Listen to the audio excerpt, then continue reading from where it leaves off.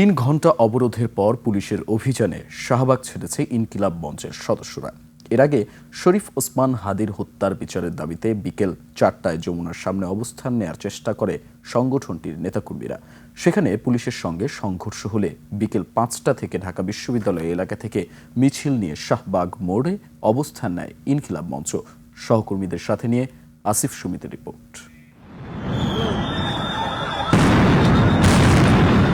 ইনকিলাব মঞ্চের নেতাকর্মীরা 3 ঘন্টা শাহবাগ মোড় অবরোধ রাখার পর রাত 8টার দিকে শুরু হয় পুলিশের অভিযান। এ সময় টিয়ার সেল ছুড়ে তাদের ছত্রভঙ্গ করা হয়।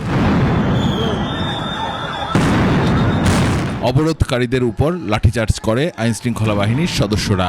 শুরু হয় ধাওয়া পাল্টা ধাওয়া।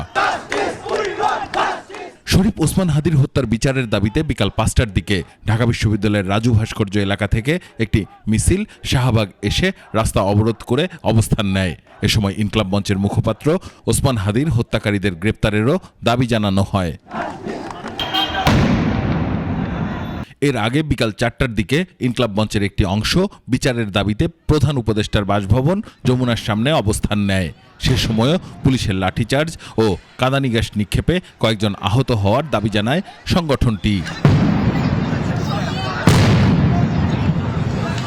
আসিফ সুমিত, 21 টেলিভিশন, ঢাকা।